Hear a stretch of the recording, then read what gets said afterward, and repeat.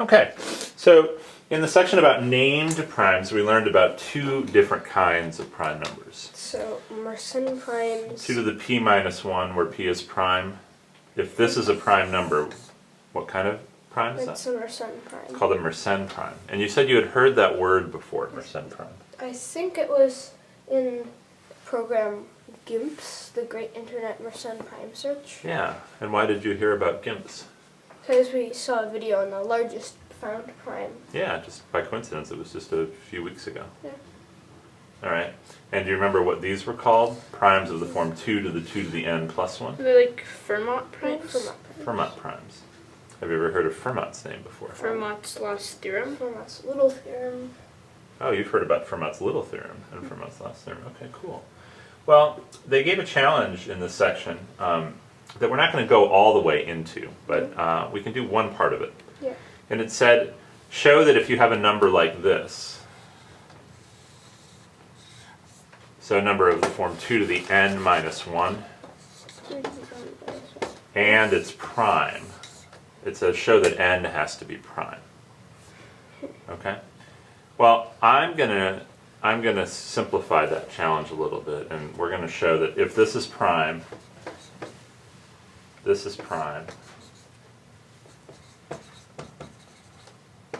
and n is bigger than 2, Yeah. then n can't be even. Okay, so we're going to show a slightly simpler thing. They wanted to show that it's prime. If this is prime, then the exponent has to be prime. Yeah. I'm going to say if this is prime and the number is bigger than 2, and the reason I'm saying bigger than 2 is why? What happens when n is 2? It's 4 minus 1. Which works. What do you mean it works? I mean, it's a prime. It's prime. So when n equals 2, this is a prime, but that's what they wanted to show, when the exponent is prime. Yeah. The only way for this to be prime is if the exponent is prime. And it's not always true when the exponent is prime. Yeah. And we can talk about that too. But I want to show that it can't be even. Okay? It can't be even. If the exponent is even, then this isn't prime. So if a form 2 to the 2n minus 1 isn't prime. If, in this case, n is bigger than 1. I'm a little sloppy with my notation. That's fine. Well, Let's check. Oh, sorry. Go ahead. What were you going to say? I was just going to say we could check a few. Okay. So let's say n equals 2. We get 2 to what? 2 to the 4th. Which is? 16. Okay. Minus 1 is 15. Okay. So that's 3 times 5. That doesn't work. Okay. This is 3 times 5. And 2 to the 6. 2 to the 6th? Is 64. Okay. Which, then minus 1 is 63. What does that equal? It's divisible by 3. It's 9 times 7. Okay. Alright, it's 7 times 9. And then 2 to the 8. 2 to the 8th. So it'd be 255. 2 to the 8th minus 1. Okay, 2 to the 8th minus 1. So 255. No, it's divisible by 5. It's divisible by 5. What else is it divisible by?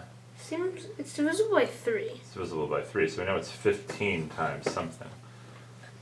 Maybe we can check on our handy dandy calculator, unless you can quickly see what it's 15 times. 5.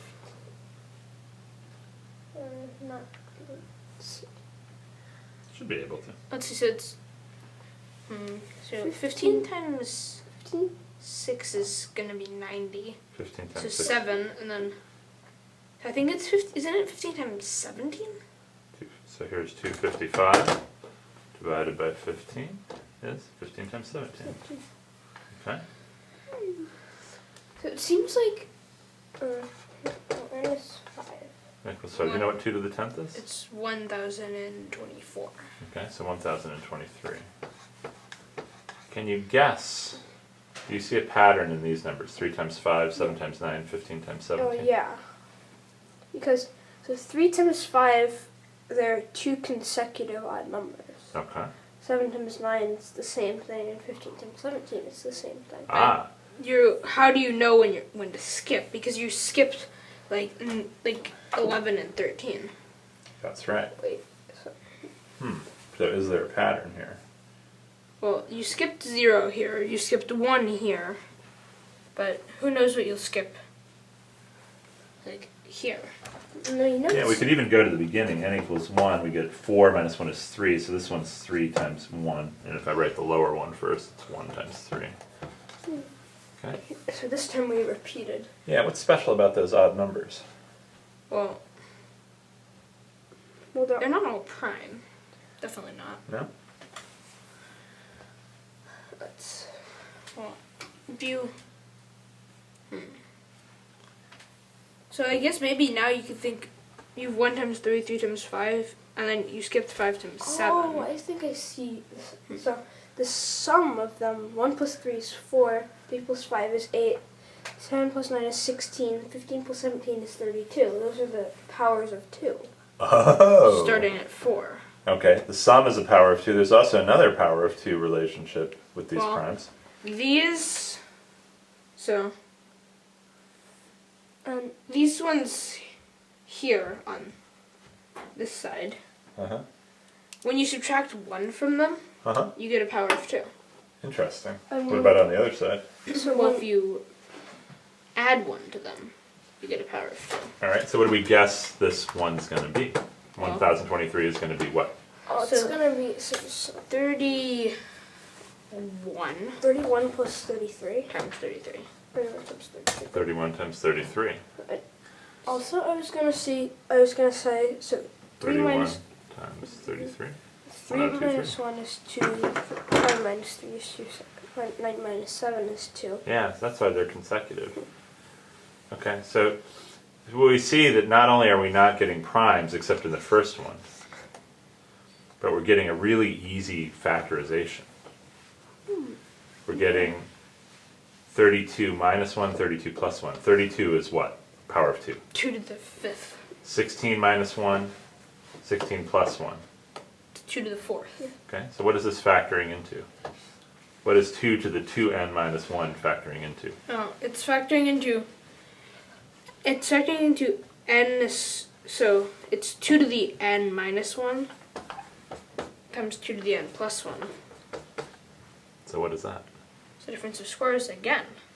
Why is that a difference of squares? Oh. Like, why does it factor into a difference of squares? Yeah, what's happening? Why is this? How does this? Well, because this is 1 squared, and this is 2 to the n squared.